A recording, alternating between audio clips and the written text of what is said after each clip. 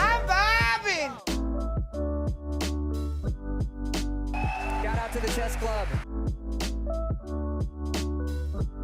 But something's wrong with the game.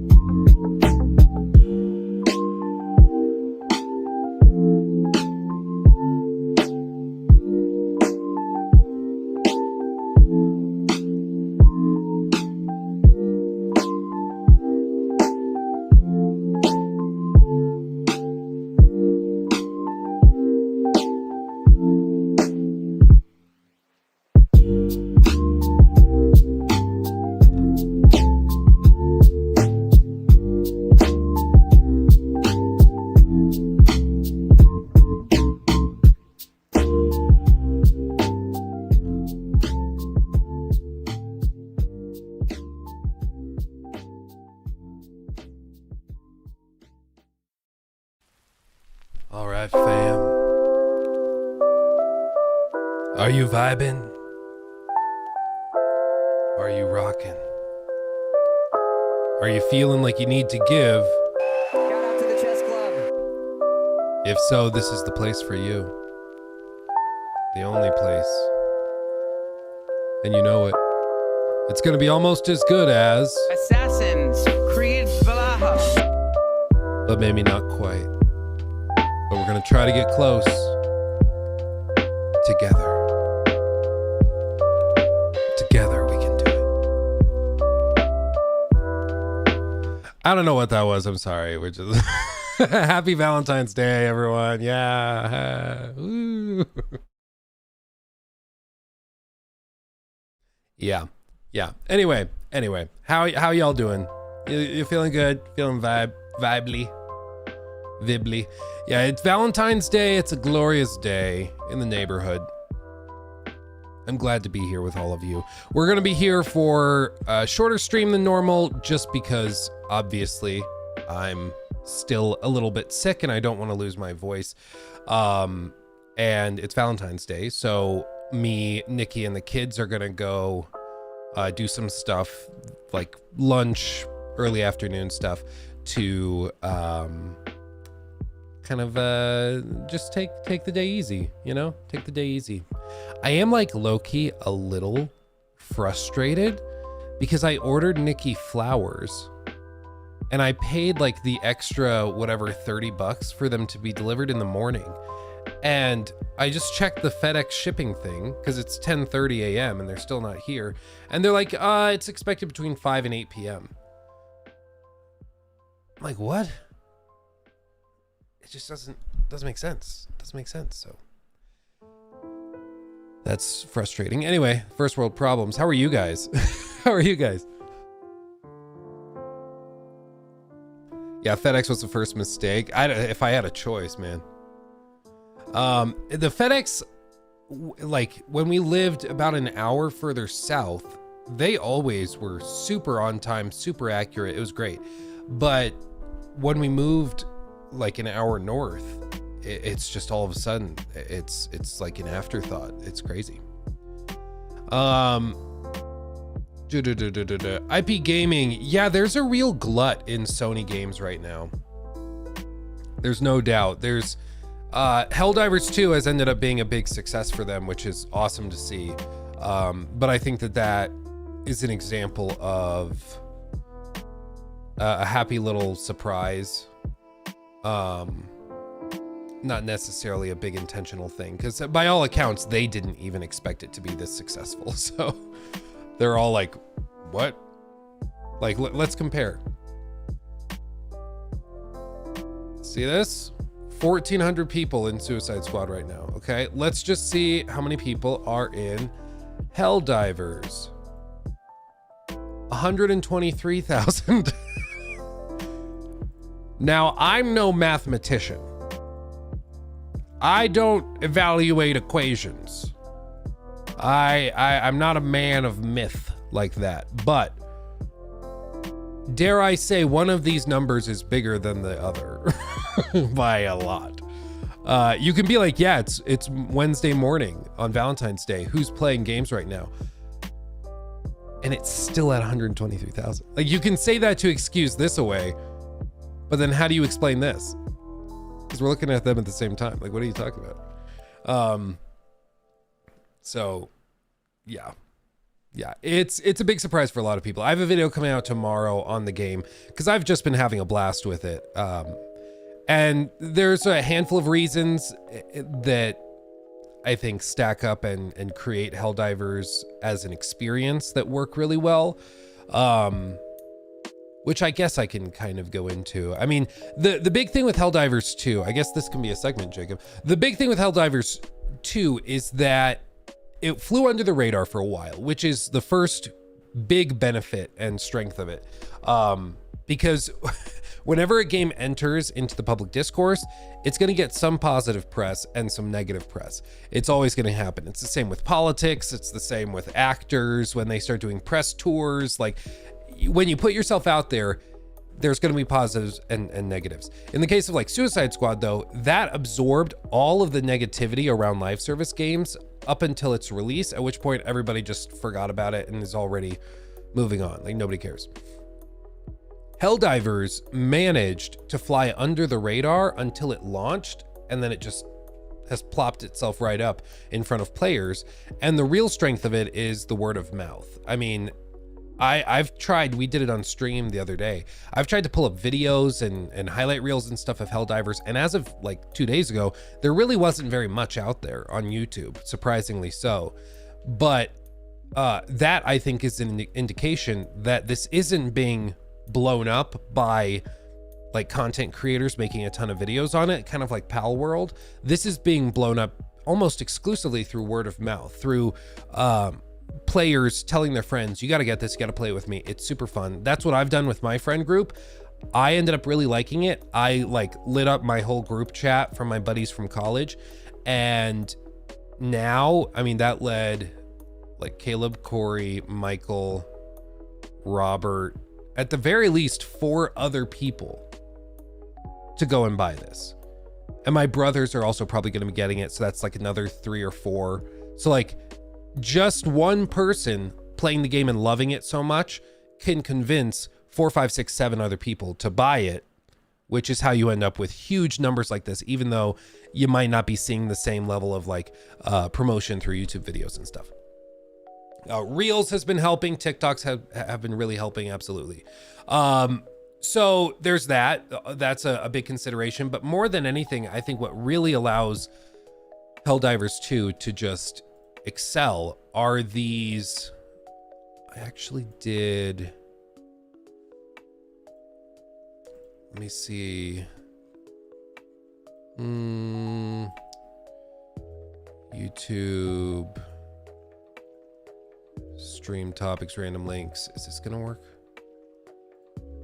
Let's see. Maybe. So like this. No, not related videos. I want to just play this video. Is this gonna work? I'm such a boomer trying to do this. No, don't log in. God damn it. Okay, well, I guess let me log in real quick so I can show you. But like with all of this, it's just a matter of how cinematic the game can feel. Let me scan, use QR code, scan it, log in, confirm I'm trying to log in. There we go. Okay. Okay. Look at this. Okay, this is what I'm referencing. So these are some of those TikToks that are going viral. Just like the cinematic thing where nothing is really happening narratively. Like the developers just put players in situations where they can create their own cinematic experiences. Look at this. Is that a fucking tank? Don't worry, I got this. Watch this. Ow. I just got knocked back like what, a fucking airbender? Ah! Yo, is your character okay? I don't know. I don't know. Works. Ow! Oh. Why is everything jammed? That's Just being swarmed God, by it's a fucking Terminators. puzzle. it missed. Oh god, that's a grenade! Whoosh!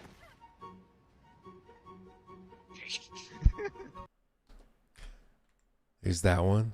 Where's the really good one? I think this is it. Oh, I'm gonna get copyright struck out the ass if I play that music. So, average Helldivers experience. He's got the little turret drone. The Bile Titan is chasing him down. Like, nothing feels quite as cinematic and crazy as seeing that monstrosity chase you down. And it's really fun. Like, and it's just something that happens organically. And because the game has so many varying difficulty levels and so many different abilities and stuff, it feels like, oh, Charger's coming too. It feels like there's actually a potential to overcome these challenges. It's not going to be easy, but especially if you and your team are working together, you can potentially figure it out. Stim yourself. You got a broken leg, dude.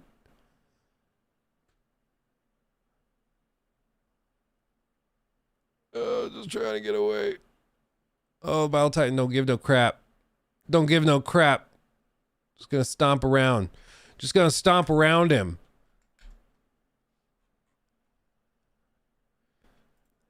And this one. The game is also like pretty gorgeous.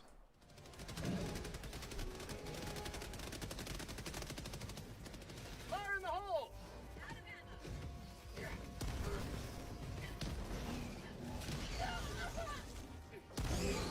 The destructible environments really help it too, because all of the animals and bugs and Terminators and stuff can like interact with the environment in very real, tangible ways. That's not good. That's not good.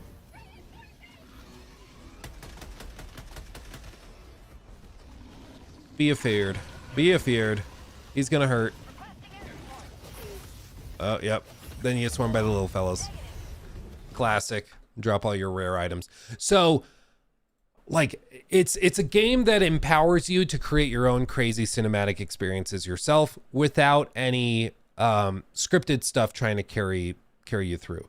There are big boss class encounters, but it's not like they're very unique, like handcrafted boss encounters. It's just, we're gonna put this monstrosity in the general area of your objective, and then you got to figure it out. Or the objective is to take down the Bile Titan or whatever it is, or take down this base filled with really high level automatons. And then you get to create the cinematic experience for yourself. And so I think that that's one thing that can really add to the excitement of it. Beyond that, there are also things that just work really well as far as like co-op shooters are concerned. So one of the key things is that there's direct collaboration between players on a team. So if you see your buddy is injured, you can go over and use one of your stims to stim him so that he heals up while he's holding down you know, an onslaught of guys coming at you with a machine gun. You can just heal him so he doesn't have to. Direct collaboration feels great as a team. It just works. There's also ways that you can like refill your teammates' supplies by carrying around a supply backpack and refilling them that way. So again, direct collaboration.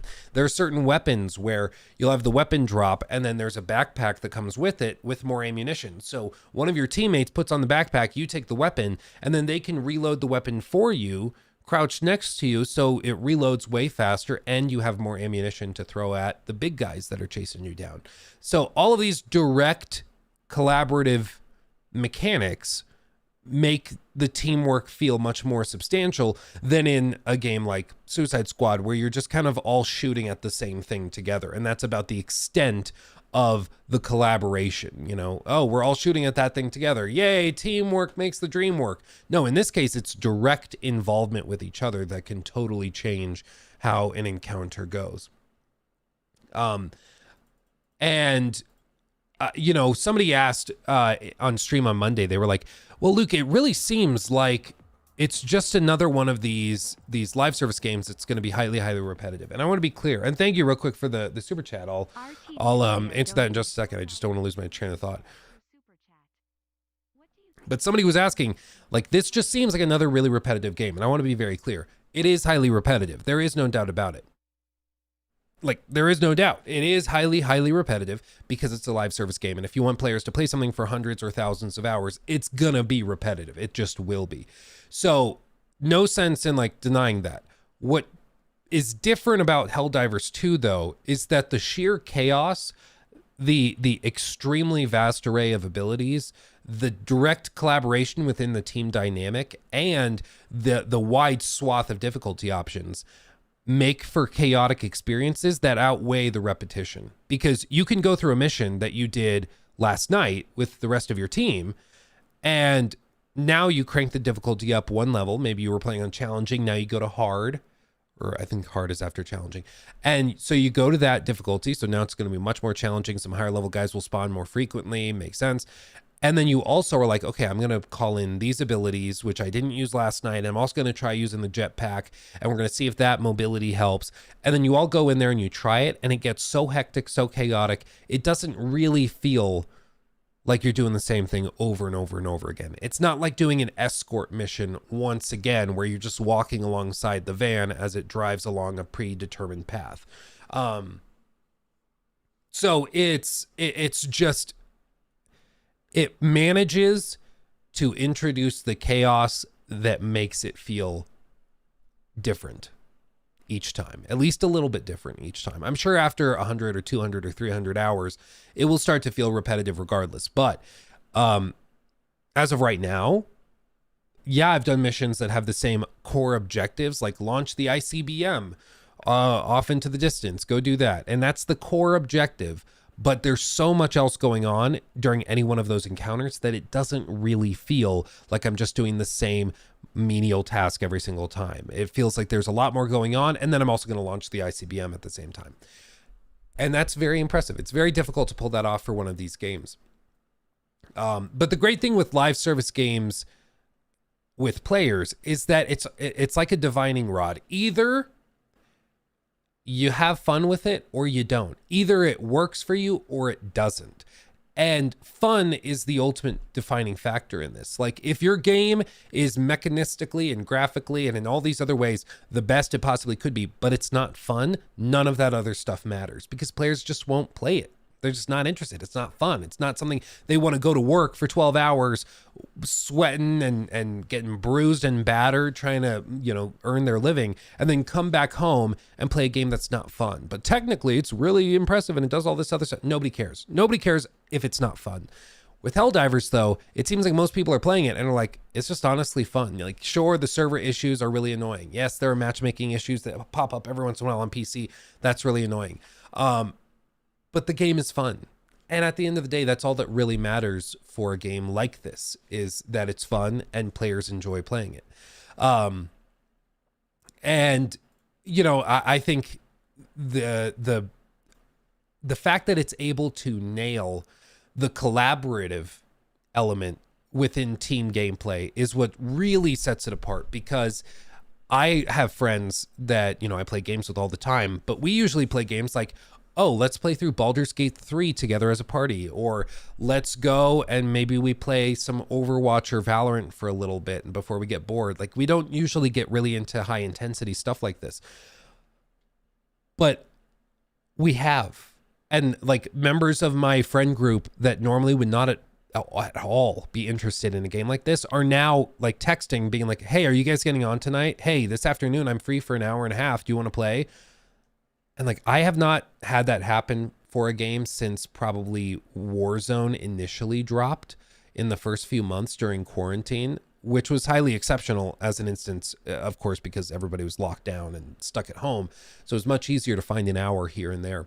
But this is an instance where a game is just so fun that at least my friend group is loving it and just wants to dive into it, which is awesome. It's awesome. Let's see. Aaron, Helldiver nailed the fun. Me and the boys are going full Rambo on these bugs. Yeah, dude, my favorite are the automaton levels and planets. Those are my favorite personally. Brother Lady, I really want to get it, but I don't want to spend money on PS Plus because I feel it's not offering me much benefits for the $80 year price tag or 25 for the 3 months. It is stupid that, like, I know they're like, oh, we have to pay for servers and stuff. It is just baffling to me that in 2024, though, you still have to pay for online connectivity. Like in 2010, sure, it kind of made sense, whatever. But now I'm like, come on, guys, come on. Let's see, Daniel, man, it's a live service game with a lot of fun elements for $40, and its skins are like $6 versus Sushi Squad being $70. Boring Fortnite wannabe with $30 skins. Yeah, the monetization is also another thing that I think is worth mentioning with it, because Helldivers, the CEO of the developer, let's see right here, CEO of the developer, a guy by the name of Johan Palstedt, CEO of Arrowhead, said, quote, "You have to earn the right to monetize. I truly believe that if people want to support this title, they have an option, but we are never forcing anyone to do so." And I think you can kind of tell, like, even if you have money in your pockets to burn and you just want to burn some cash, in this game, you can buy, like, there are limited items available at any given time on the premium shop, because it kind of cycles in every, I think, 24 or 12 hours, something like that. But they cycle through. So you could buy those skins. A lot of them are like helmets and capes that have no effect, don't do anything, don't have stats. Sometimes there'll be like an armor set available, which has like, it might be heavy armor, which has different stats than the medium armor or different stats than the scout. But it's not like pay to win, because you can get all of those armors through the basic like battle pass. And it's just like a different type of armor. It's just different. It's not like one is clearly better than the other. And then if you still have cash to burn, you could pay for the premium battle pass thing. But the thing is, when you buy the premium war bond pass, whatever, you have to spend medals that you get by completing gameplay objectives and missions. You cannot buy medals to buy levels in the battle pass, basically. So even if you pay extra for the premium battle pass, you still have to go through the same process as everybody else of playing, completing missions, earning those medals to be able to redeem the things on the premium battle pass. So it's built in a way where the common denominator is still gameplay. Whether you have cash to burn or not, they're like, you're still going to play the game just like everybody else. There's no, oh, well, I played the game for 100 hours and I'm at this level. Well, I played the game for 10 hours, but I spent an extra $50, and so I'm on the same level as you. Nothing like that is in the game, and I think that that's really admirable. It's, you know, with something people, of course, are going to bring up Suicide Squad because that's the most direct present comparison that just happened. And with that game, it was all cosmetic microtransactions and stuff, but they were extremely pricey compared to what Helldivers is able to do. Sure, against Fortnite, not that expensive, or against Foam Stars, not that bad, but compared to Helldivers, extremely expensive. So, so with all of this, I just think it's a fascinating, it's just a fascinating phenomenon that we've landed ourselves in this year, where some of these games that have proven to be the most successful have had little to no heavy marketing tied to them.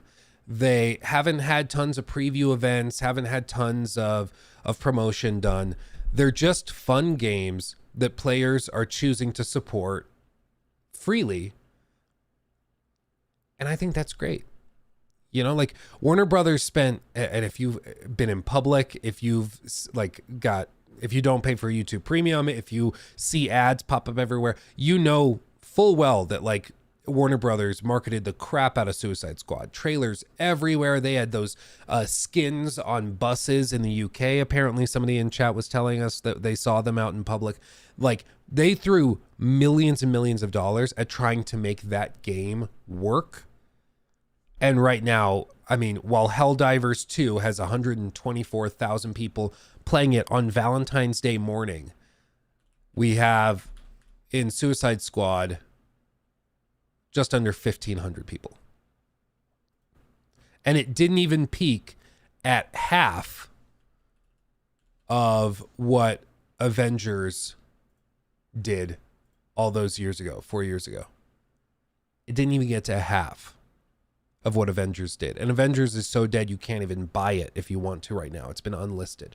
So I think it's just an example of gamers are smart at the core. You guys are damn smart. And if you see a game that's fun, you're going to buy it and support it. If you see a game that's garbage, they're not going to sell you on it. And I think that's what's driven some of these people extra crazy, is that you used to be able to just like have kind of a crappy game, shove it out there, and as long as it was marketed heavily, it would do kind of okay. But nowadays you can't really do that. You just can't. Like it's too, there's too many eyes on it with social media, with TikTok, with Twitter, with YouTube and streamers and stuff. If you're doing something kind of shady or slimy, it's going to get out and everybody will hear about it. Everybody. So I think it's going to be interesting in the next few years to see, for one, how these live service games change in their approach. We might see more shadow drops or more games that are like announced and then nothing's shown about them until they come out. I don't know though, because like you can easily say Helldivers 2 is an exception. Pal World is an exception to the rule. Absolutely. Typically you need a lot of promotion for a game to be successful, but it also seems like there are plenty of examples of games which are promoted super heavily, and the more people see about them, the less excited they become. And so maybe you would have been better off just like dropping it out of nowhere and letting word of mouth, if the game is really good, carry it the rest of the way. But I guess that's the dangerous assumption, is assuming that the game itself is really good and is worth playing and will earn that word of mouth kind of earned media and exposure, which I think every studio probably, except for like Redfall, because Redfall's developers were apparently very aware that that game sucked, according to like the post-mortems that have been done on the development of Redfall. But I think most developers probably feel that their game is pretty good. They've been working on it for a long time. They're proud of it. And then when it gets out into the public eye, you know, the blinders are removed and maybe they can see it more clearly and level-headedly after that point. But I think in a lot of cases, like they probably have an inkling of how the game is going to be received. You know, like I don't think anybody is so obtuse that they have no idea how it will be received. They might be like, oh, we can justify every design choice we made, but maybe like the YouTubers won't like this one, or the reviewers won't like this one. And like proof positive is like with Suicide Squad not allowing reviews to go out. If they thought that the reviews were going to be 10s or 9s, they would have sent out review codes and let people play the game and review it. They would have, but they didn't, which to me says very clearly they were not expecting great reviews of the game. And at that point, you know, that just leaves a really bad taste in your mouth, because you're like, so if you thought it was going to do really well, you would have sent out the codes, and you didn't send out the codes. So, you know, I can fill in the gaps here. Kinemansky, I think the best marketing for Helldivers 2 is to release content 1 week after Suicide Squad, every Suicide Squad season. Yeah, that's actually not a bad idea. Honestly, if like if Helldivers 2 is able to add like more of these kind of procedural planets, maybe each season or update is a new type of environment, that could be really cool. If they even can add in like, oh, now there's a 10th difficulty level that adds in this new meta monster. I know for a fact I could see myself grinding out all these abilities and XP and stuff with my team to get to a higher level so that I could take on difficulty 9, knowing that when the next season drops, there's going to be another difficulty level added on top of that with a new exclusive bug or a new exclusive type of automaton to fight. That for me would be motivation to get there and to play the game, just because I find the cinematic quality of those encounters so cool. I don't know what their plan is. Maybe their plan is just more cosmetics and stuff. Maybe that's it. But I think they have the potential to really nail the post-launch support if they can keep it up. I think so. Let's see. Any other things? I hope the new Helldivers thing fixed the crashing, but the game's been much more stable for me. The one thing I've noticed is that sometimes when I try to load into a single player mission, I have my matchmaking set to private. I'm not trying to matchmake with anybody randomly. It will still pop up and tell me unable to join or unable to establish connection with server or matchmaking issue. It'll give me like a little error code because it's like it's trying to matchmake me, but then it realizes that I'm not matchmaking with anybody. So then it fails to matchmake because of that. And so it just breaks, and usually just restarting the game fixes it. I've run into it twice. It's a little annoying, to be fair. But it works pretty well. Let's see, Fatty21. Yeah, if there's links in chat, it'll like ban you automatically, because we had people, you know, those accounts that come in and are like, oh, are you looking for a new e-girlfriend? Click this link. There are hot Mormon grandmas in your area available right now. We had some of those come into chat, and so now it just like it blocks all links and stuff. So unfortunately, I had to cut off the hot Mormon grandmas. I'm sorry, guys. I'm sorry. I know we're all looking forward to it, but we had to cut it off at some point. RTD Slayer, thank you for the $5 super chat earlier, by the way. Let's see. What do you think Sony could make, or what do you think could make Sony make some first-party games on Xbox? I don't know. Honestly, like, I don't think that they will ever bring anything to Xbox. I think just out of a matter of principle. But there was something interesting that did just drop. Sony's chief operating officer said, quote, "It's been 4 months since I became the chairman of Sony Interactive Entertainment." This is after Jim Ryan announced he was retiring. He said, quote, "A big problem with Sony Interactive Entertainment that I found is that they don't necessarily have a deep understanding of how their work is being translated to growth, generation of sustainable profits, and higher margin for the unit as a whole." Now that might sound like corporate gobbledygook. Might not make a lot of sense, but let me just break down each of these as crisply as I can. So we all know within corporations, the name of the game is servicing the shareholders, right? That's the primary directive. That's your goal. Your obligation as a corporation is to serve the interests of the shareholders. If that means that your employees suffer, unfortunately, that's what it does. That's why you end up with layoffs, right? Because it's not about servicing the employees and then the shareholders. It's shareholders, then employees. Or in the case of, you know, for the console wars, it's a matter of servicing the shareholders, not necessarily the fanboys who have for some reason tied their personality to a hunk of plastic and silicon. So, excuse me. So what he said is that he's entered in and he's started to reevaluate a lot of this stuff and the business models within Sony Interactive Entertainment, and found that there are some problems. For one, a deep understanding of how their work is being translated to growth. I think, you know, one of the things that's come out in the last couple of weeks is analysts have been comparing PlayStation 5 numbers with the numbers from the PlayStation 4. And the PlayStation 5 is tremendously successful, but it's still not on the level of PS4's pure volume of sales. Part of that could be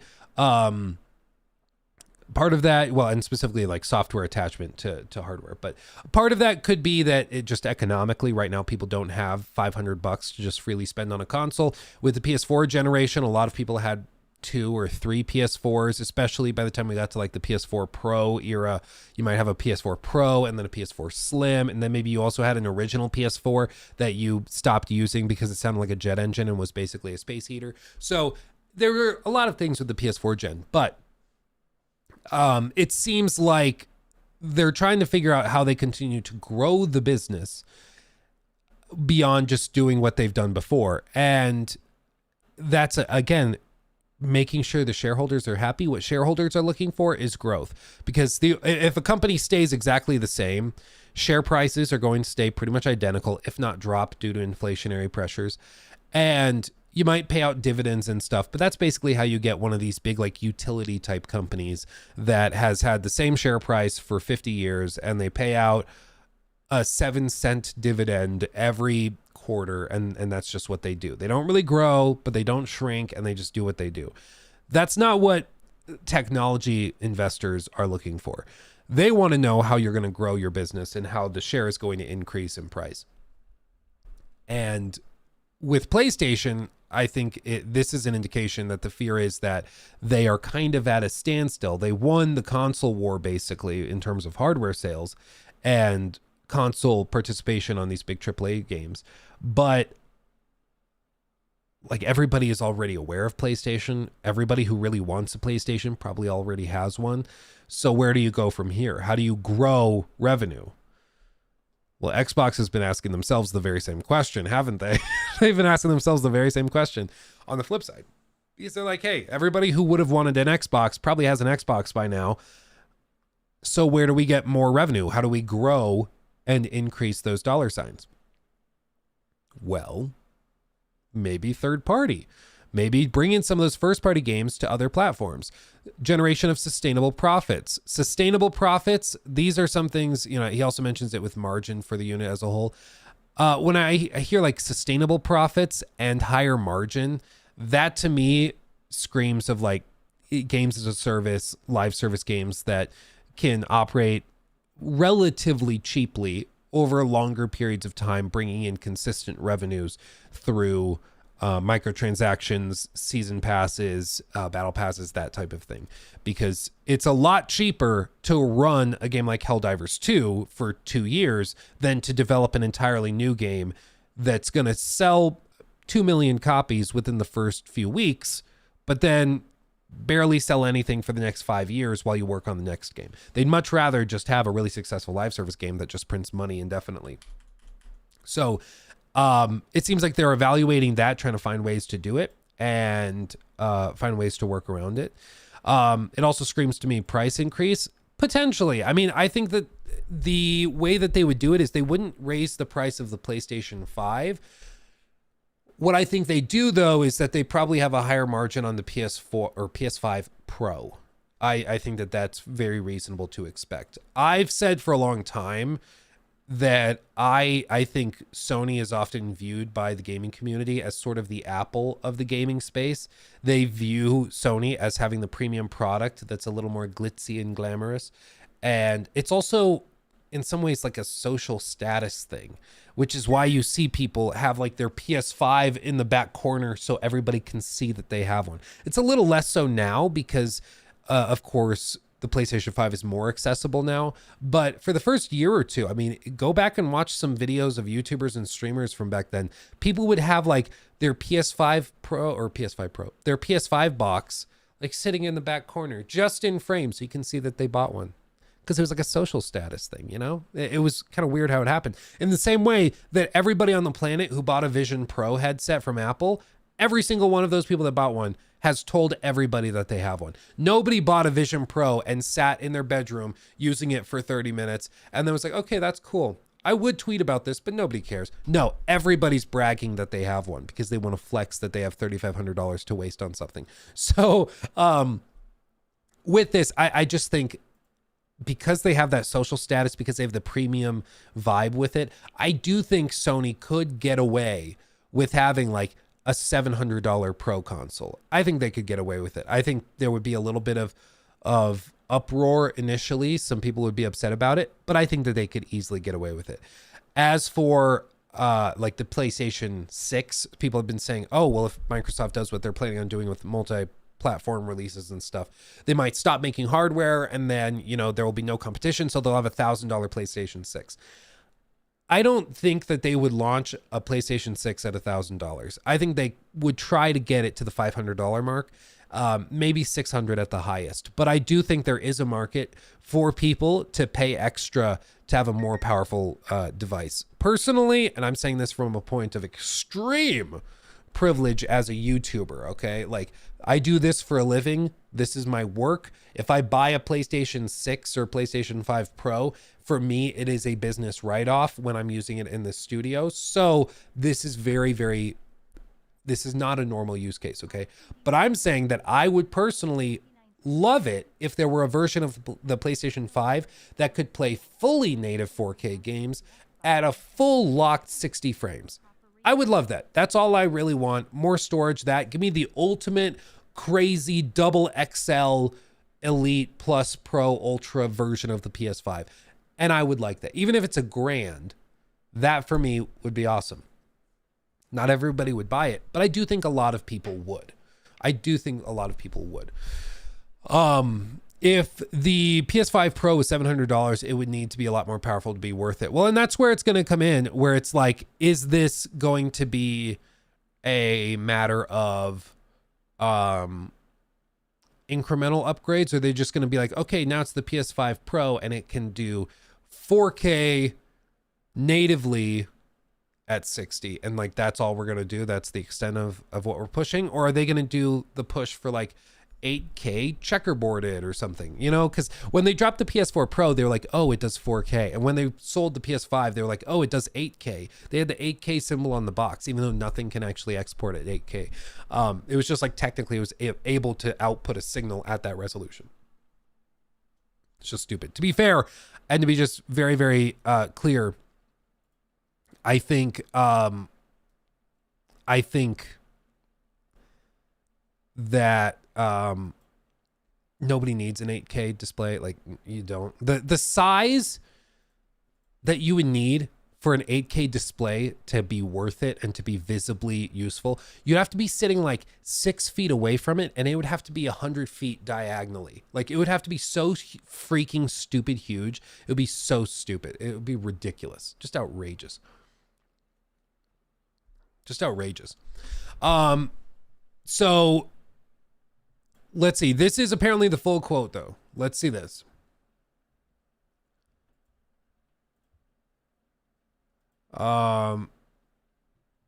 Let's see this. The full quote from him. Actually, I'm the chairperson of Sony Interactive Entertainment. It's been about 4 months, and I'm trying to demonstrate leadership, trying to have as many meetings as possible with the management team. I also visit studios, and everyone is working really hard to fulfill their responsibility to try to optimize the business, and I understand that. But overall growth and sustainability, or sustainable profitability, or increasing margin, how will that translate to these goals?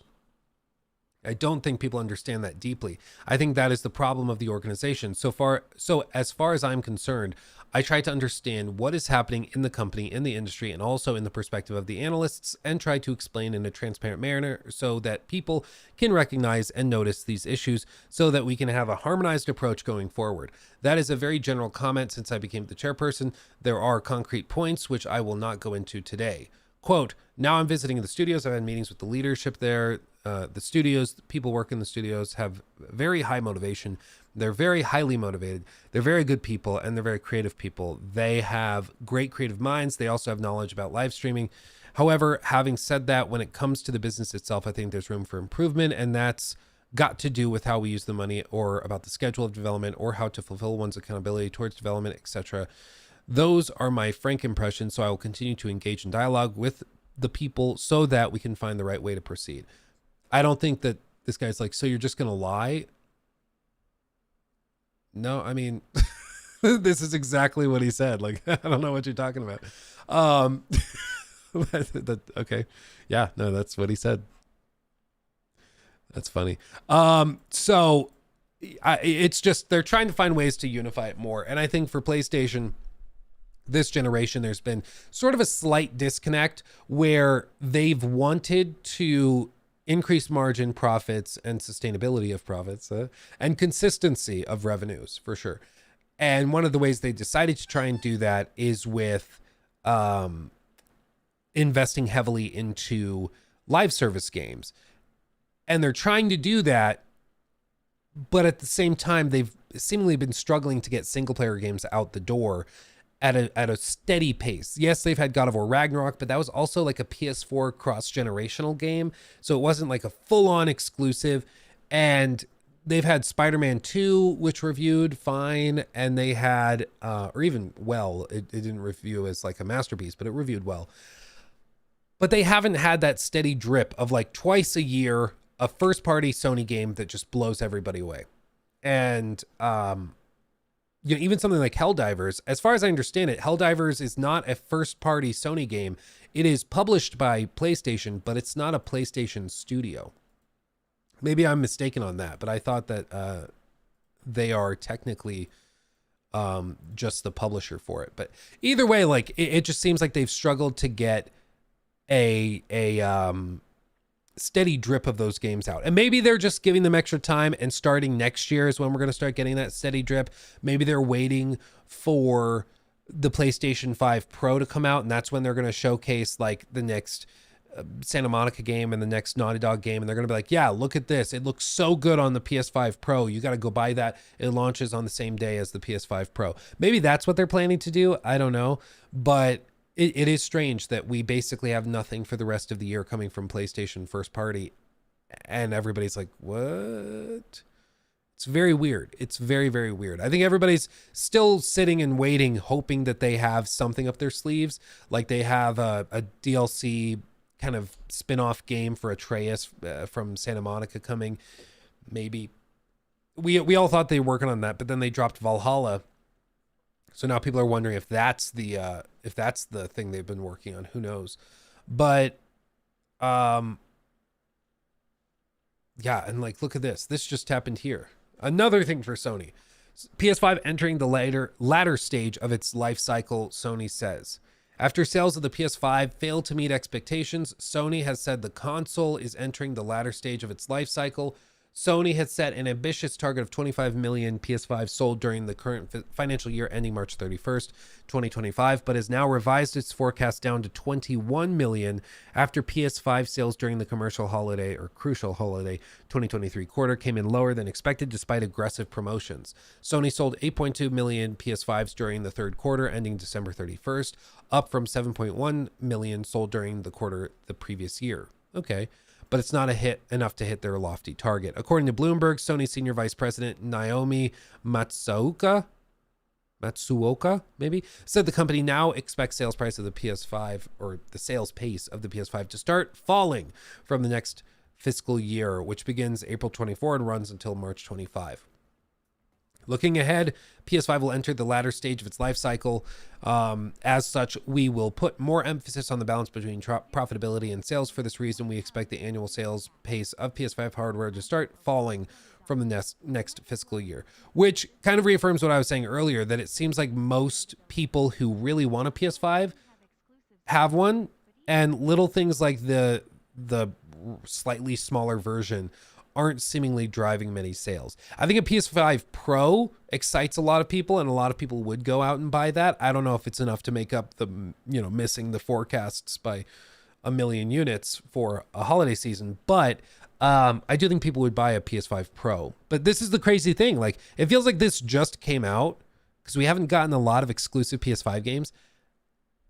We're technically like headed into 4 years into the generation.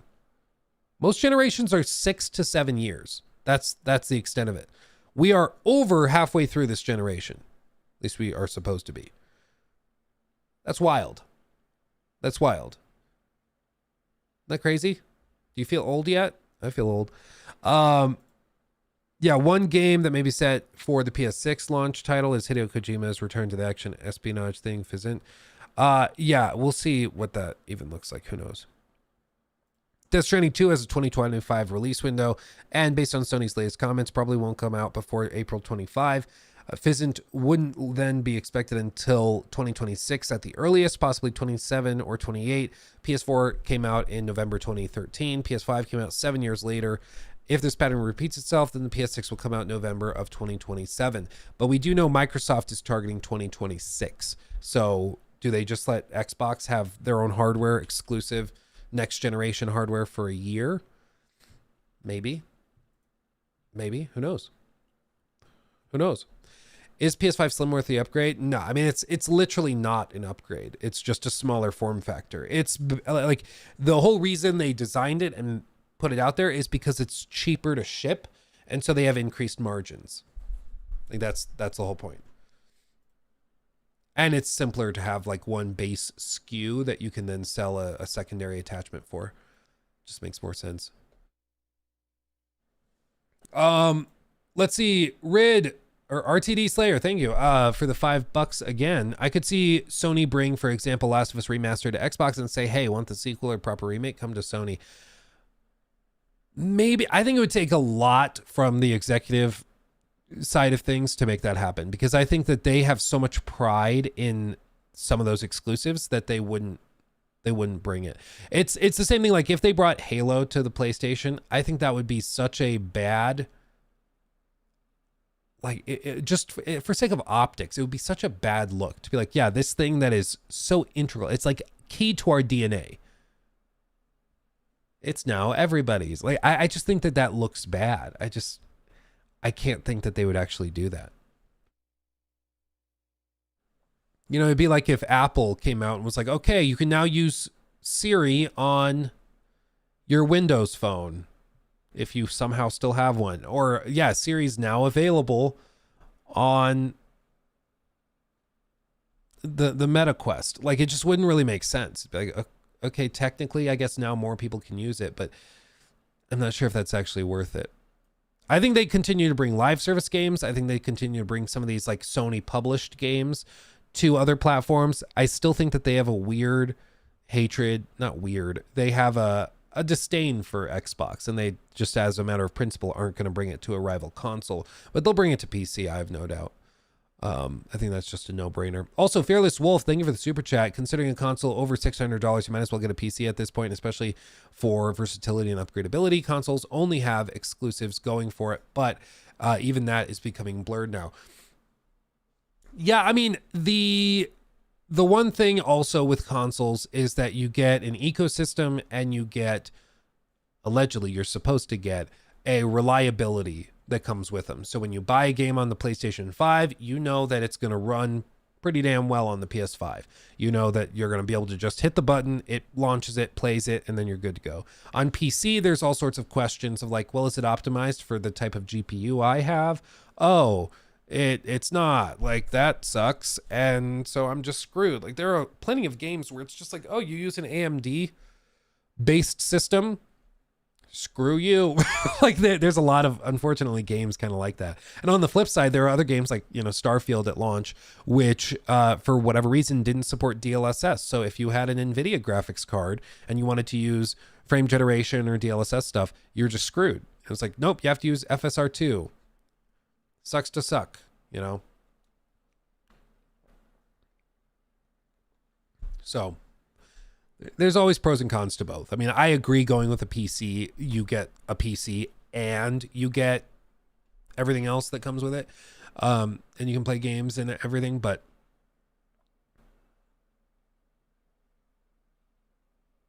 it's not always what everybody's looking for. Okay, should we... Okay. Also, Cog Waffles, thank you for subbing on Twitch. And Joanny, thank you also for subbing. 4 months of support. My goodness. Thank you. Thank you. And thank you to all the new followers too. I see all of you guys. Thank you guys for following over on Twitch as well. Okay.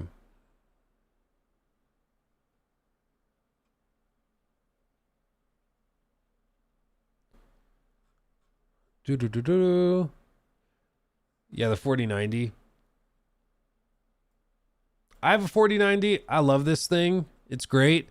It does spoil the crap out of you though. Like it literally means that you can play any game on the max settings and still probably with native 4K get like 120, 140 frames, which there aren't very many display. I think there's 1 or 2 displays out there that are 4K that can go over 140 hertz, 144 hertz.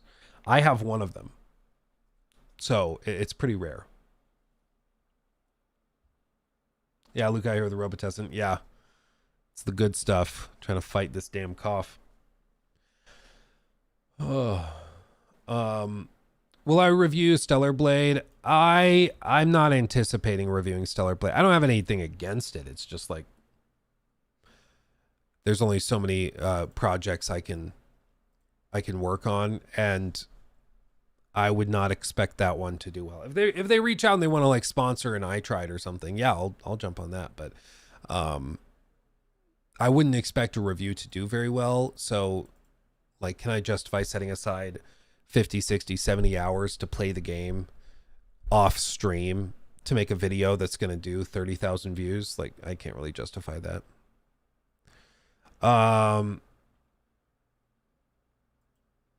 Okay.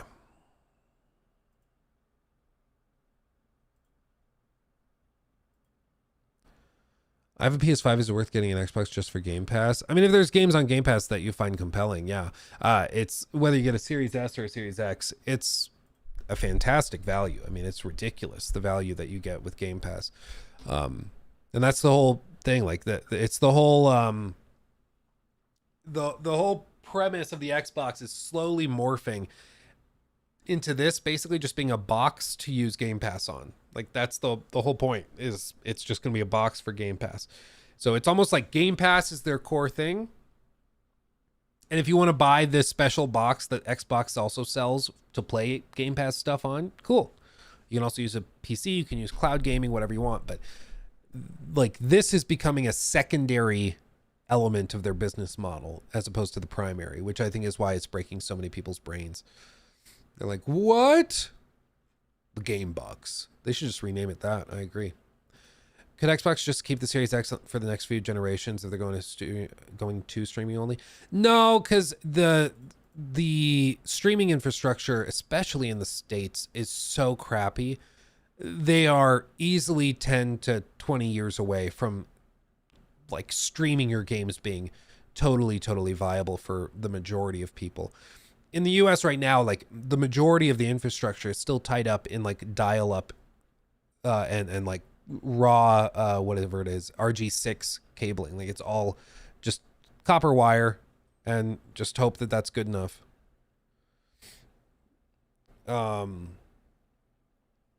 So yeah, they have a long way to go before they get fiber everywhere.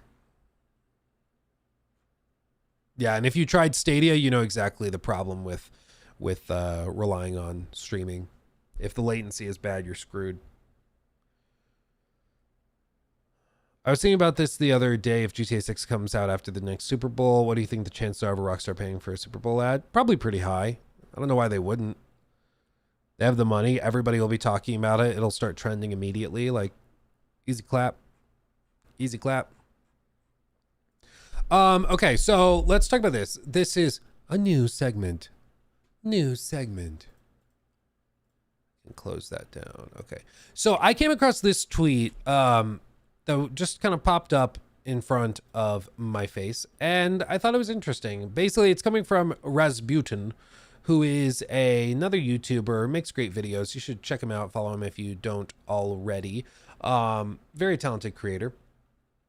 But he said, anyone have any examples of games that were made considerably worse by including microtransactions? And to be clear, I don't mean made worse in that it's cringe that you have to look at them. I mean that the model of how they're included significantly lowers the quality of the game. And some people like started lighting him up, being like, oh, you're justifying microtransactions. No, it's just an honest question. It's like a thought exercise. Do microtransactions by definition make a game worse? Inherently, just by their presence, do they make games worse? I want to come out right at the outset and say, no. microtransactions do not inherently make a game worse. You can have an amazing game and then have like secondary skins that you can buy for $5 on the side that nobody really needs, and it doesn't really affect anything, and the game can still be amazing, right? I don't really have a problem with microtransactions inherently. The problem is those types of microtransactions don't really make games or make money. Like those types of microtransactions don't really drive much by way of sales. So what developers do and what publishers force developers to do is find other ways to rework it and find other ways to compel you to engage with their microtransactions. So this could be something as aggressive as a video game has microtransactions where you can buy like loot or better weapons and guns that give you improved performance in the game immediately. The example I always go to would be something like let's say Call of Duty. If you guys remember Call of Duty Warzone, maybe like 2-3 years ago, it was during the pandemic, but they had that period where the gallantry was stupid broken. Like it was not even close. Maybe I can find Warzone.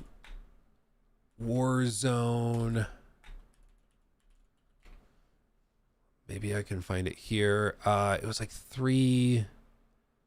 probably would be three years ago. Yeah, back when like Nick Merckx was playing this all the time. Oh, dude. You remember these thumbnails? Oh, man. They were everywhere. They probably still are everywhere. I'm out of the loop. But like this, it looks like he's using a Bren. Maybe. But you see him like using this gun that is just stupid powerful, okay? And it has like zero recoil. It's fantastic. And what would happen all the time within Warzone is that this Bren would just be totally broken. Recoil is non-existent. Damage is super high. Maybe it even has like a slightly bugged headshot multiplier, so it does increased headshot damage. And it's just like, it's totally broken. It needs to be patched. But ironically enough, they would just so happen to have that gun available in the store. And the blueprint was available. So you could just get the gun if you bought the microtransaction and use it immediately. Isn't that crazy? How funny is that? That's so crazy. Because the only other way you can unlock it is by doing tons of challenges in the secondary, like multiplayer stuff, or by playing hundreds of hours and grinding your way to it. But most people would be like, hey, this is only going to be meta for like maybe a couple of like weeks, maybe even just a single week before they update it. So if I want to be competitive right now, I need to pay for that extra pack to get the blueprint with this gun, and then I can be competitive. And once they nerf it, that'll suck, but I'll just figure out what the next meta is. And so they break the game and then sell you the solution to it. I know it's kind of a conspiracy theory. A lot of people are like, no, I think it's just an honest mistake. No, it happened so often. It happened with the Bren. It happened with the Gallantry. It happened with the DMR. It happened with all of these different guns that just totally broke the game. And they just so happened to be selling that gun that broke the game in the shop. So if you didn't want to grind for it or for the specific attachments, you could just go buy it, which was super, super toxic. Super toxic. Another thing would be like with them, like that's an example of like really, really toxic microtransactions. Another more passive aggressive way of doing this would be with like Assassin's Creed Odyssey. Okay. Assassin's Creed Odyssey. One thing, like I will defend AC Odyssey because I think the game is really good. And I do think it gets more crap than it deserves. That being said, there are some problems and it is far from a perfect game. One of the biggest problems with it is that it has a real aggressive grind towards the end. So like in your standard game, you might expect like progress to be very linear. So it's just straight as you go up. You complete missions. Maybe this is just time. I'm trying to get better at using this thing. So like we have time on this axis, and then this one would be like maybe just power. I have to like weirdly look at it. I have to be better about writing while looking at the screen. It breaks my brain. Anyway, but like, you know, power is the up down. Oh my God, I keep accidentally hitting the undo button. I'm a professional. And time is left, right. Okay. Boop, boop, boop. I'm a professional. What AC Odyssey did was that it was kind of like this. It kind of like excelled quickly and then plateaued. Kind of looked like a sine curve. So like it would just slowly grind out about 2/3 of the way through. And the last push to the end of the game was a real trudge. Okay. And the problem with that is, dropped an R. There we go. The problem with that is that it got really, really boring for a lot of people. But what they happened to do is they also sold for $5 an XP booster. And the funny thing was that the XP booster really came in clutch in this latter portion. So if you bought the XP booster, your time with the game would basically look like this. So you didn't have to grind out to be powerful enough for the end encounters. All of a sudden, that grind was just wiped out. Because what they did is that they balanced the game around you having that XP booster. And then when they took away the XP booster, they put enough side content in to make up for it. So like if you imagine that the main quest offers like, I don't know, this much XP, okay? But if you have the XP booster, it's actually like this much XP to get to the full max level by the time you take on the final boss and everything. So this is the total XP for completing the main story quest. And that's balanced around you having the $5 XP boost. Then what they do is they take away the $5 XP boost and they see that, okay, well now without the XP boost multiplayer, players are only getting to here by that point in the game with their XP because it's not multiplying their XP enough, so they don't get to that max level. So what they do is they then say, okay, well, we're going to put in all of this side content that you can grind out to make up the difference and get to that same level. And so effectively what happens is that players who bought the XP boost don't have to grind at all. They can just go straight to the end of the game and have a great time. And if they want to do the side content after the main story, they can do that. Who cares? But they don't have to grind. So they're basically selling you, again, the solution to a problem that they created. And that's what's really, really frustrating for a lot of players. It's like, you guys created the problem and now you're selling me the solution to it.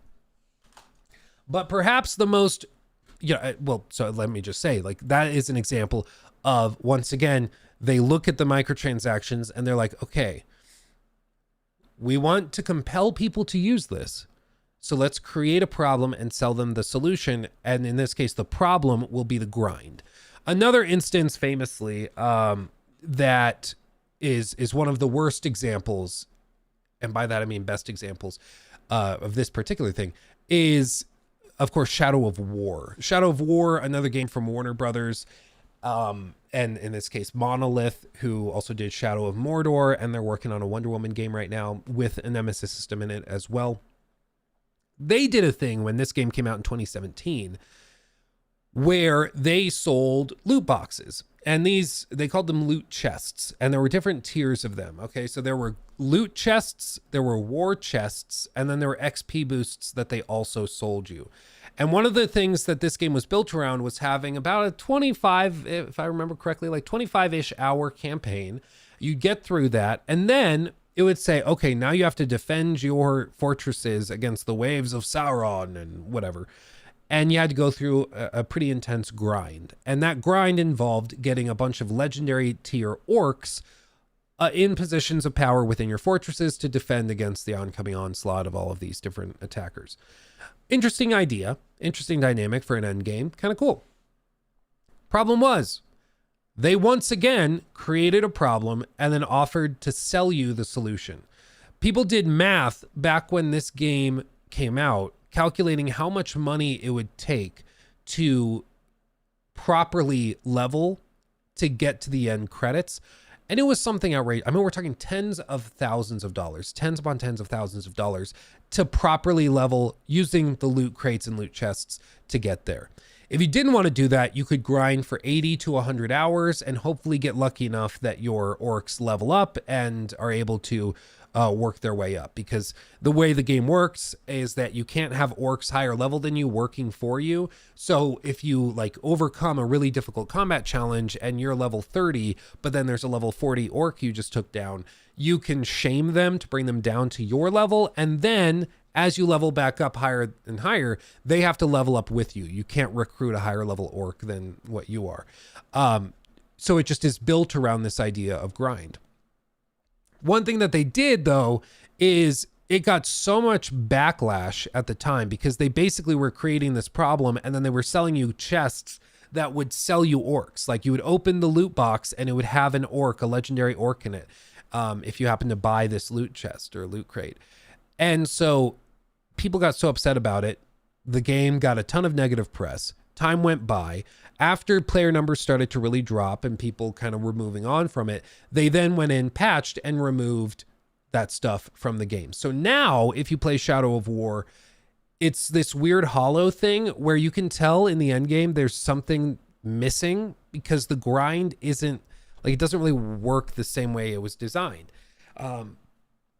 They shortened the grind. They made it easier to get through to see the final credits of the game and actually finish it. But they did that at the cost of cutting out all of this other stuff. So the game, the end game of this, of Shadow of War feels really odd now.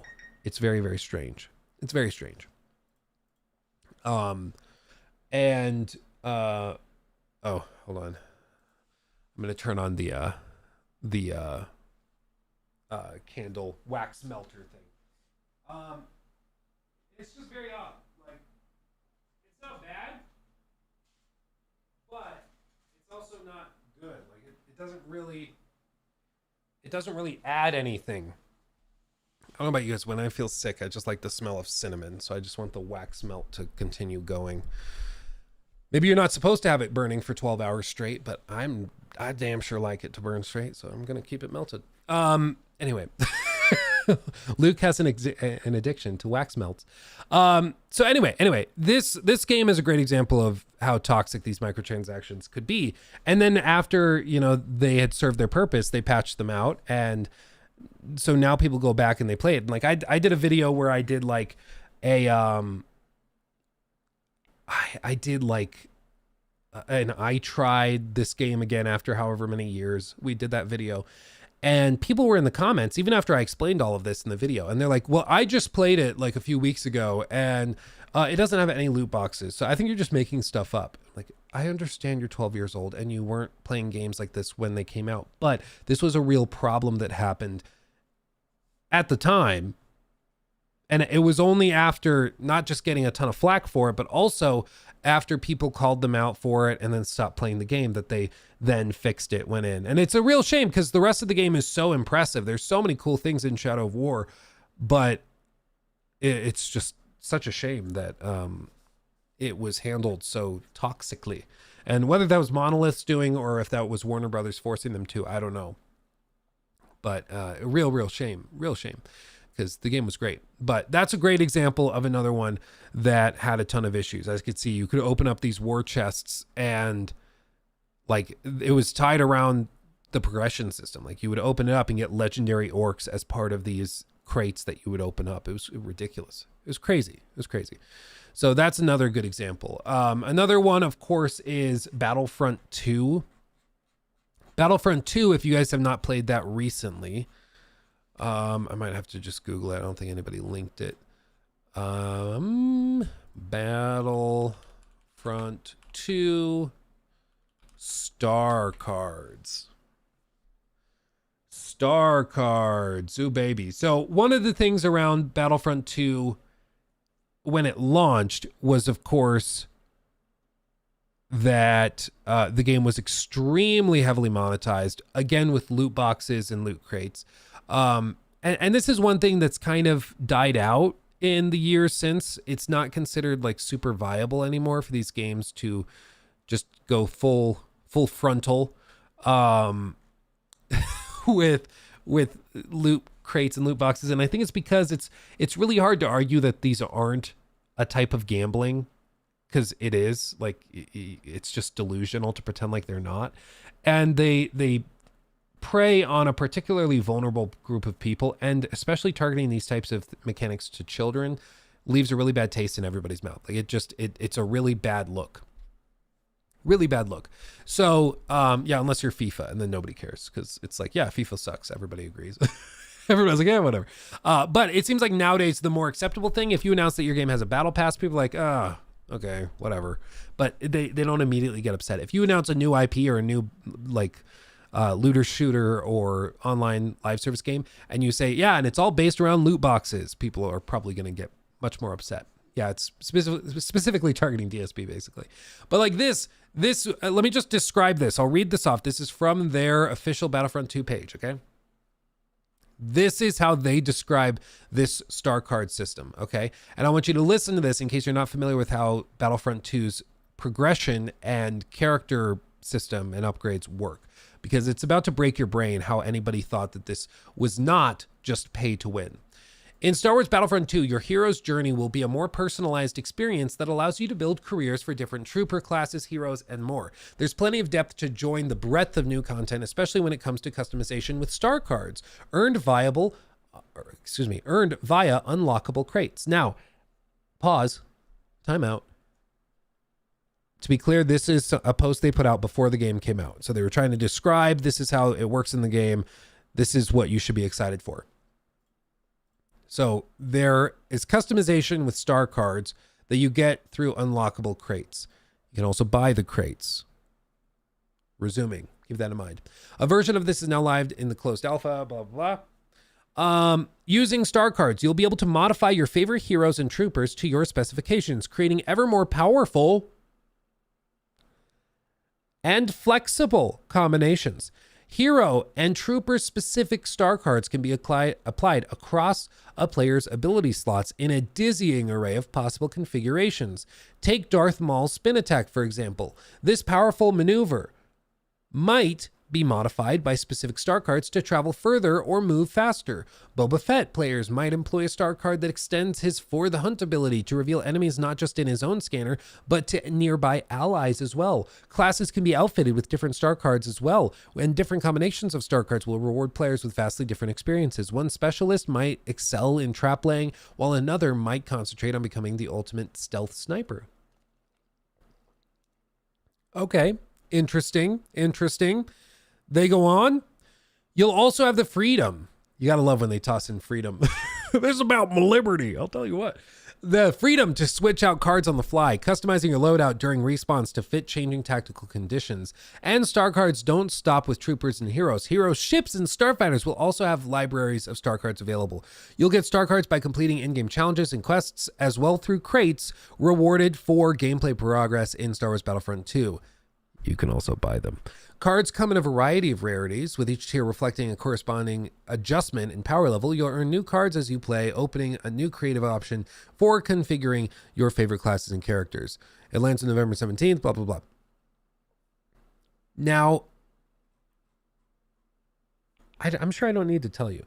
It sounds like these star cards are pretty important, right? It sounds like this is pretty, pretty crucial. Doesn't it? Sure does. Sure does. Let me see if I can find a link to this.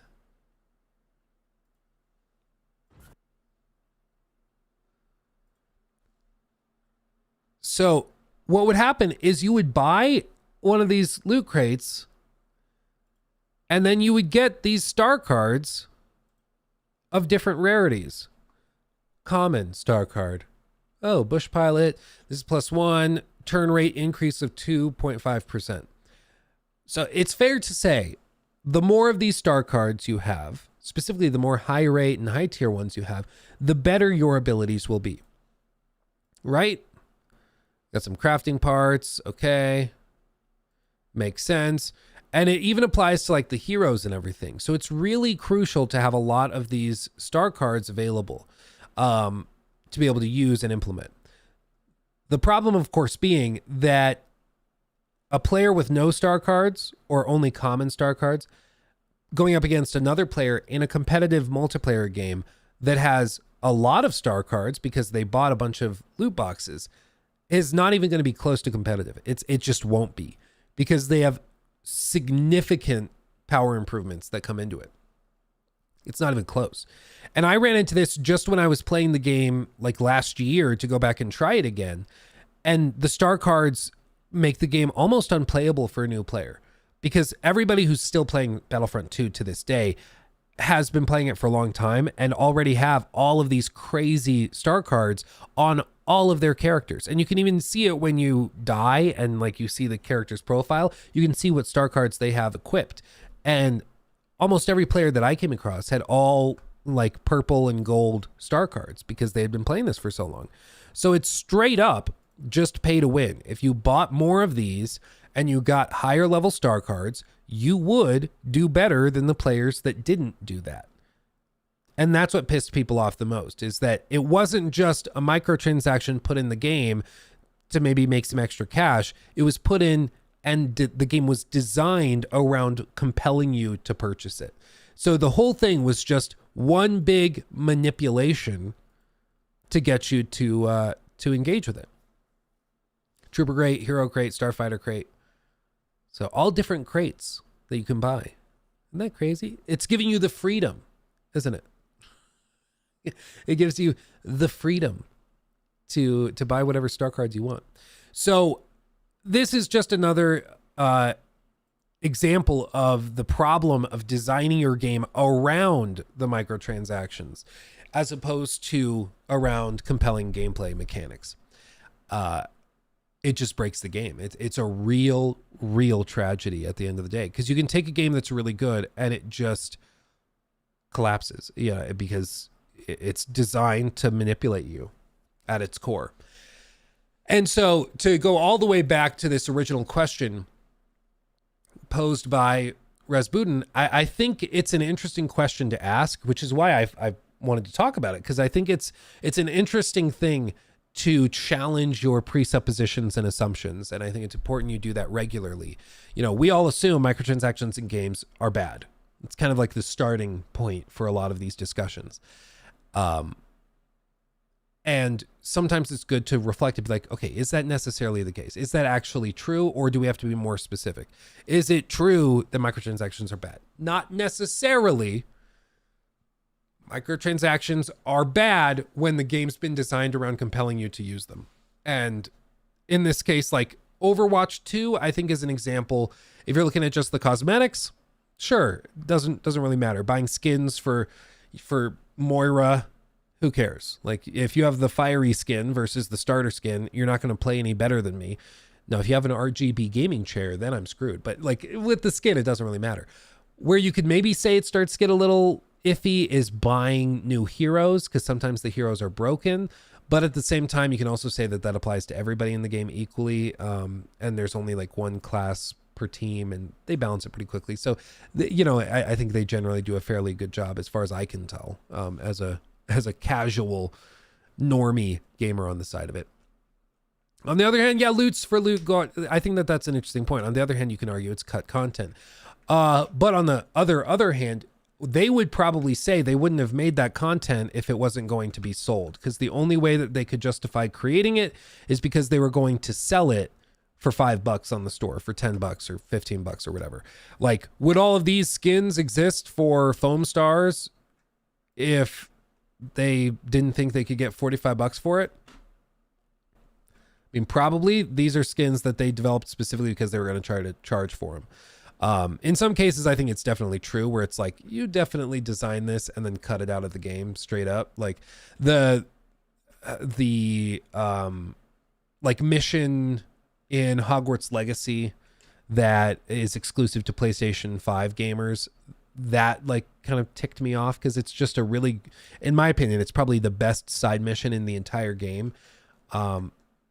And it's just cut out for anybody that's not playing on PlayStation 5 because they paid them a fat stack. So that's frustrating. But yeah, it's just all of this is very, very interesting. Let's see. Yeah, microtransaction by itself not bad, but the greedy intent to design the game by transforming players into payers is truly disgusting. Yeah, and it is at its core, it's just manipulation of your customers, trying to get them to enjoy the gameplay loop and then manipulate them into paying more to have an advantage in the gameplay. And I just find that really toxic. And they can always say, well, you don't have to buy it. Nobody's forcing you to buy the skins and foam stars or to go and buy the orcs. You know, if you just want to play the game, you can just play the game. It's like, yeah, but you designed it to be less fun for those that don't play. So if you have committed tens of hours of your life, 30, 40, 50 hours of your life to playing this game, and you just want to see it through, but then you realize you've got another 80 to play if you don't spend some money on microtransactions, like, you know what you're doing. They're not stupid. They know what they're doing. Brandon, plenty of academic research on loot boxes being associated with problem with gambling. Issue is worse among young people. I am a doctoral student writing a paper on this topic currently. That's crazy, Brandon. Yeah, and I believe it. It appeals to a difficult,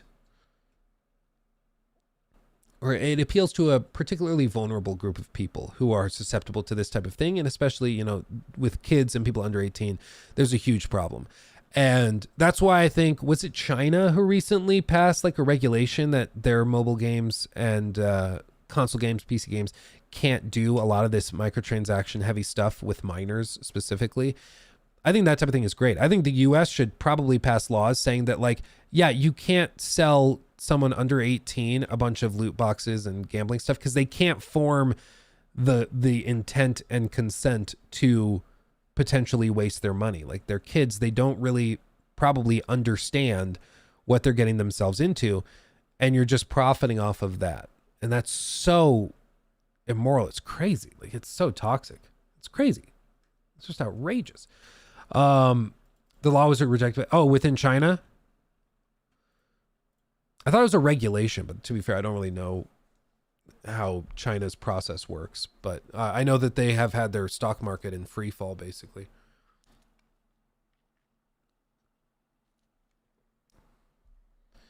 DSP pulling them Hogans. You're damn right. You're damn right. It's just like, I think really good games tend to like they honestly tend to make good money because they're just good games. Like they earn the money because they're good games and people want to support them. But all of these groups try to take like the shortcuts. Oh yeah, do you want to see the most toxic thing ever? I just saw this.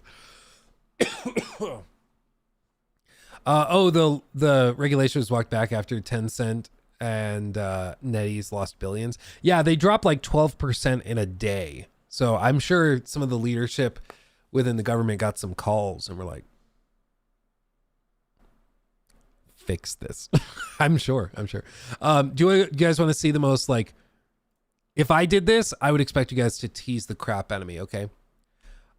Context. For $50, Phil, DSP, will put on a pair of glasses. Not prescription glasses, but Gunnar Optics glasses. They're like blue light filtering glasses and things. But he only puts them on if he gets $50 in donations. So guess what he does? Watch this. This is the most cringy thing I've ever seen. Okay, you ready? Oh, my eyes are burning right now. Oh. My eyes are burning. Ugh. Oh, too much blue light. Only I had something to protect my eyes from blue light, but alas, I did not want that wood. Is that not the most like passive aggressive, toxic thing you've ever seen in your life? Talk about creating a problem and selling the solution. Imagine if I was just like on stream, just hacking and coughing. And I'm like, guys, if we hit $50 in donations, I'll take my Robitussin and I'll take my vitamins and medicine. But I won't take my prescriptions until you give me $50. Can you imagine? Like, what? It's so toxic. It's crazy, man. Oh. I saw that. I was like, he's got to be trolling. That's got to be fake. No way somebody does that unironically. But he did. Like, Oh, my eyes are sore. It's like if I need it, like I wear glasses because when I don't wear glasses and I do this, I get like migraines and stuff. It gives me bad headaches and stuff. So I wear glasses on streams and everything, even if in my day-to-day life I don't really wear glasses. But it'd be like, I start the stream without glasses and I'm like, guys, I'm not wearing my glasses until we hit $100 in donations and super chats. I'm not. And then I start having a vicious migraine as the stream goes on. Just, somebody give me money. It's just crazy. I have this cure for me, but I need you to pay me to do it. Yeah, dude, it is so toxic. It is so funny to me. Phil is so messed up, but funny as hell. Yeah, he's one of the funniest people unintentionally. It's just so crazy. It's so crazy. He has to be kidding. No, he does stuff like that all the time. All the time. He's like, okay, if we hit $100 in tips, I'll take a break and stretch. And then he'll just start being like, man, my back is tight. Oh, I could use a stretch right now, but we got to get to that $100 mark. It's just so stupid. Oh, man. Oh. Nashman is now a member. Luke, hope you are fantastic. Thank you for continuing to provide me with sanity via the videos. Have you ever played Planet Zoo? Coming to console soon. I think I have Planet Zoo. Because that's another one of the, what is the developer's name? I just Googled it. Developer. Yeah, it's one of the Frontier games. Yeah, dude, I love Frontier. They do all the Roller Coaster Tycoon and Planet Coaster and those games. Those are really fun. Those are really fun. Oh, and they did Warhammer Age of Sigmar Realms of Ruin. Oh, really? Wow. I knew. But yeah, I love Frontier games. I didn't know it was coming to console. I guess I forgot about that, but that's crazy. Yeah, I do love me some Frontier games. Nashman also, thank you. 7 months. That's crazy. And yeah, I just thank you. Very generous. AG, thank you for the 5. I love when you say it's a whole thing. A whole thing. Like Steven's catchphrase. Yeah, it's that, and apparently I say ooh baby a lot. So sorry. Ooh baby. People pointed out. Yeah. Yeah. Yeah. Oh, my bladder is so full. I wish somebody would hit the goal so I could go take a piss. Yeah. Oh, jeez. Yeah. Or like I did see that one. There was a guy on TikTok live. I saw a highlight reel of it, but he went on TikTok live and he downed a bottle of like the most aggressive laxative. I forget what it's called, but it's like the most powerful laxative you can buy over the counter.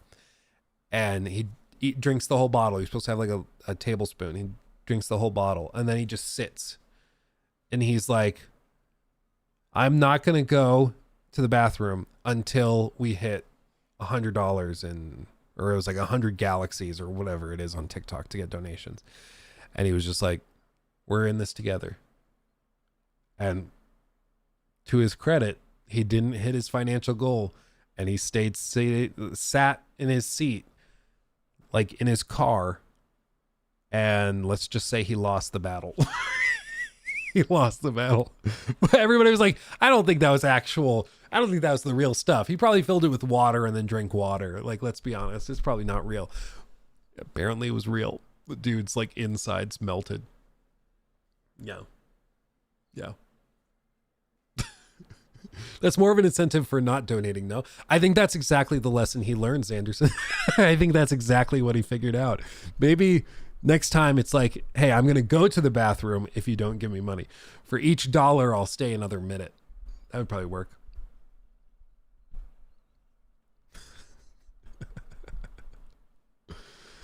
Oh, man. What did you get Nikki for Valentine's Day? I got Nikki, it's like a big bouquet of, she's not like really a rose person, so she likes other more colorful flowers. But we can't have lilies because lilies are poisonous to the cats. So we have to get a very specific type of bouquet. But I got her the big bouquet of all those flowers. She's got like chocolates and candies. There's a local, what do you call a place that makes chocolate? I wanted to call it like a chocolatery, a chocolatery, a chocolate factory, a Willy Wonka place. I don't know, but there's a local place that makes custom chocolates in northern Colorado, so we go there. A chocolatier, yeah, that sounds right, a chocolatier. So we did that. We're gonna go out with the boys here in just a few minutes, have a good time, and then we have a fancy dinner scheduled, which will be good. It's just a Willie's factory. Okay. Yeah.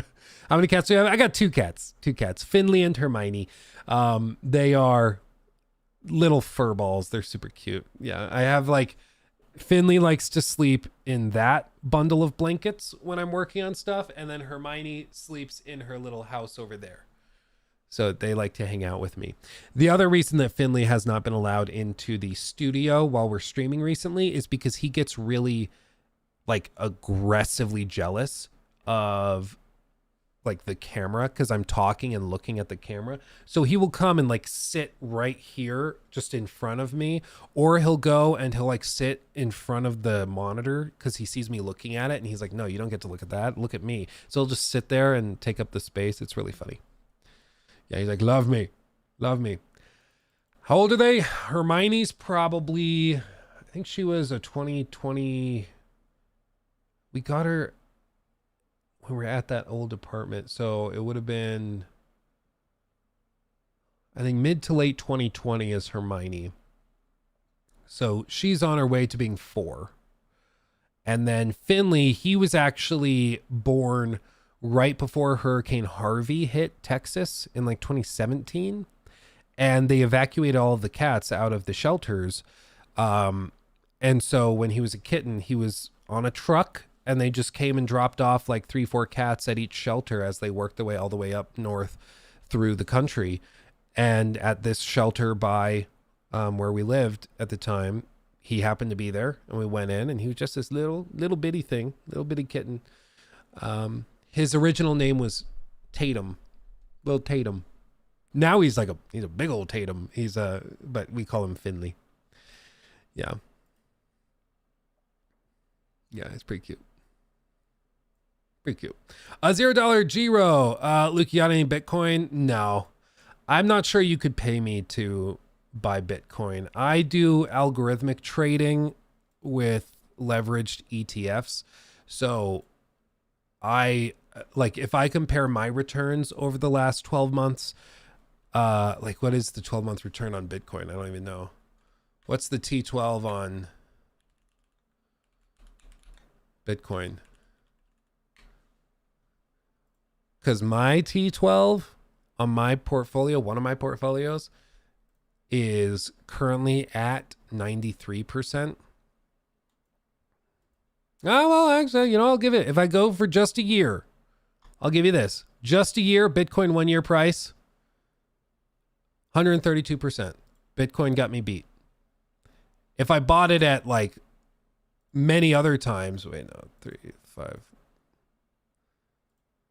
Not that great of a 3-year change, 5%. So it's all about when you start looking. But I'll give you, if you go with just a year, Bitcoin has me beat. But I wonder what the Sharpe ratio is. $0 GRO donated $5 through Super Chat. Luke, you got any Bitcoin? Oh, now it pops off. Yeah, after I say all that. The portfolios lab, maybe? No ads. Can I go over 5 years? There we go.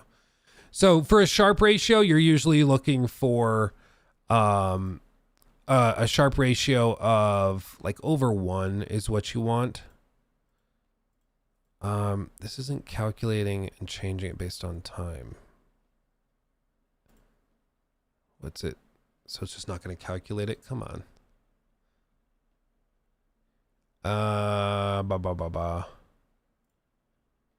Maybe this. Just need something that's going to calculate it over the last 5 years, but I guess nothing wants to do it. Okay, well, it's, what are you going to do? Can I ask ChatGPT to do it? Will that do it?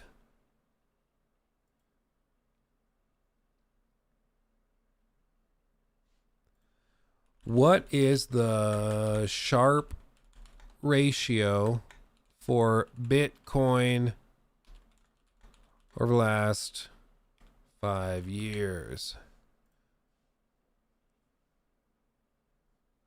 Let's see if it knows. Okay, it's working. It's working.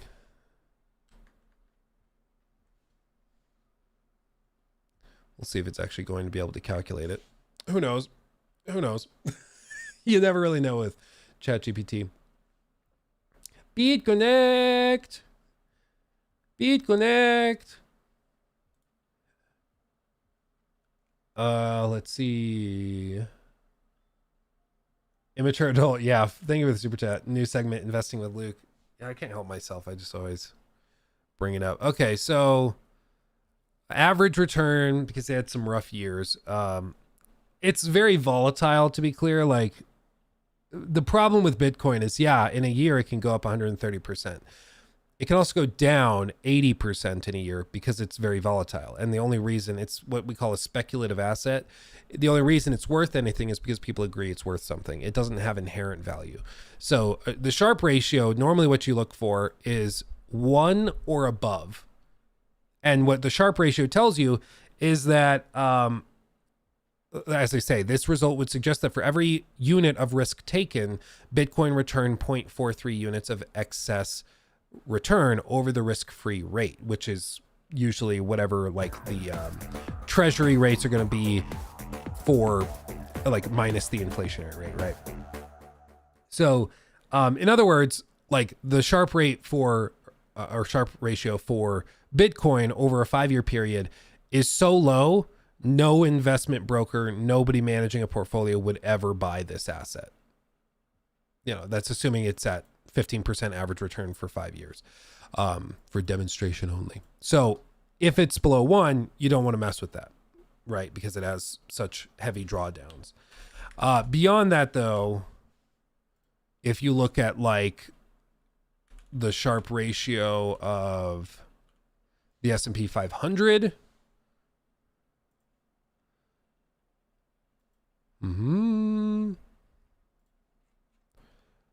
they're plotting it at like, again, this is only a 6-month period. That's too low. It needs to be bigger than that. Why do they only do it over that? I need, no, for 5 years. Jesus Christ, these websites are so toxic. Come on. 5 years, Sharp ratio of like 0.71. Category average is 0.61. Like, to get a Sharp ratio over 1 is an accomplishment. To get it over 2 is really, really impressive. But that's why you have to look over longer periods of time. Because like over 10 years, it goes up for the S&P 500 because over time it does better and better. For something like the Bitcoin, the bigger stretch of time you analyze, the worse it looks as an asset because it's so volatile. So all that say, I don't own any Bitcoin, and I don't anticipate owning any because I don't think it's going to work. To be fair, BlackRock is buying everything. Everything. They bought a lot of office real estate. They've bought a lot of farmland in like Africa. Like BlackRock buys everything. And so for BlackRock, like it might be, oh, look, they bought $500 million of this asset. That is like how much money do they manage? Yeah, BlackRock's assets under management is $9.1 trillion. If BlackRock has $500 million invested in boob coin, that to them is such a small number. It really doesn't matter that much. I'll tell you what, it really doesn't matter that much. Vanguard's at 7.2 trillion. Wow. That's crazy.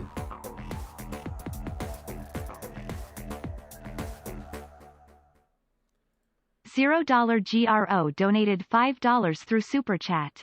Thanks for responding. Did you go to school for trading or something? I think it's a great hedge against inflation with the current economy. The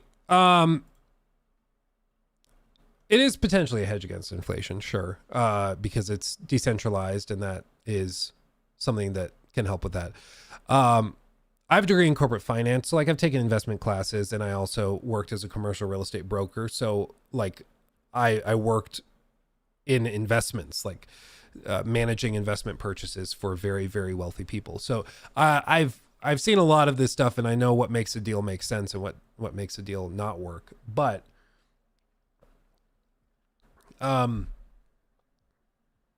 with all of this, I just think like the danger with Bitcoin is that, again, the only reason it's worth anything is because people agree it's worth something. That's it. And that, I know some people are like, well, but the US dollar isn't backed by anything. It just is what it is. You know, it's, yes, that's true. But like the US dollar is used by however many billions of people around the world. It's like the world's most significant and commonly used currency. Bitcoin is just a digital thing tied to a blockchain that is private and is decentralized, sure. But the moment everybody like if a whale decides to sell, the price plummets. If a bunch of whales decide to sell, it plummets. You know, like there's no there's nothing locking it down. $0 Giro is now a member. Thank you. Yeah, and with all this, it's like you just have to weigh your tolerance for risk. With speculative assets, what the common agreed upon wisdom is that speculative assets like boob coin, Bitcoin, trades and puts, call options, things like that, you have to be willing to lose everything you put on it, because it's basically just an informed version of gambling. Because it only, like if you buy Bitcoin today, you're just saying, I think it's going to go up. There's not really any data to point to it going up. It's not like you can say, well, they have these products coming out next year, and so most likely, you know, I think the projections for consumer interest in this product category is at this level, so it's going to sell more, and then the revenues will go up, and then their margins are higher, so the asset's going to be worth more in the future. There's nothing like that. It's just, I think it's going to go up. And that's just gambling at the end of the day. Like, you're just betting that it's going to go up. And sometimes you're right. You know, some people do make a ton of money in Vegas. Some people make a ton of money by betting on stuff. But you have to understand the risk. And that's the only thing that I would encourage to just heavily consider. Because it's not assumed that you will gain anything by buying Bitcoin. If you bought shares into Apple, there are very good reasons to think that your investment is going to be worth more in a year than it is today. With Bitcoin, it is a pure guess. You know, in some ways with Bitcoin, I get more nervous when the price of Bitcoin goes up, because I see the price of Bitcoin going up, and to me, that just looks like, okay, well, it's just a matter of time before another few whales sell and get out and don't worry about the volatility anymore. Because that's the ultimate goal for most Bitcoin millionaires, is to sell Bitcoin and buy real estate. Like that's their goal, is to no longer deal with all of that stuff. So, yeah. If you look at the 4-year cycle, there's plenty of data over the last 13 years suggesting it's going up to at least 100K. Before that, any air possible 220K by next year. I think people were saying that before it crashed last time too. And once it started to reach some new peaks, a bunch of whales sold. And when the whales started selling and getting out, a bunch of smaller holders freaked out as well and started selling. And then you end up with a rally and a crash. Like, so it's just, again, like with a rally around a stock like Amazon, it's tied up in the numbers and the stats because it's a business and it's a financial instrument. With Bitcoin, you're talking about a thing that everybody just agrees is worth X amount. And the only reason it would go up in value is because everybody agrees it should go up in value. And that's not necessarily a given, you know.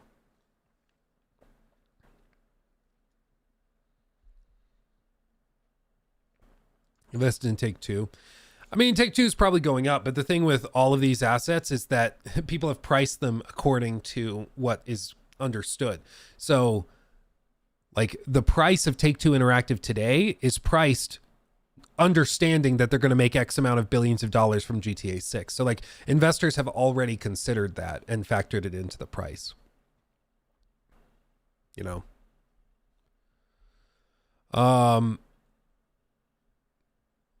So... Anyway. Oh geez, Douglas, I'm sorry to hear that. That sucks.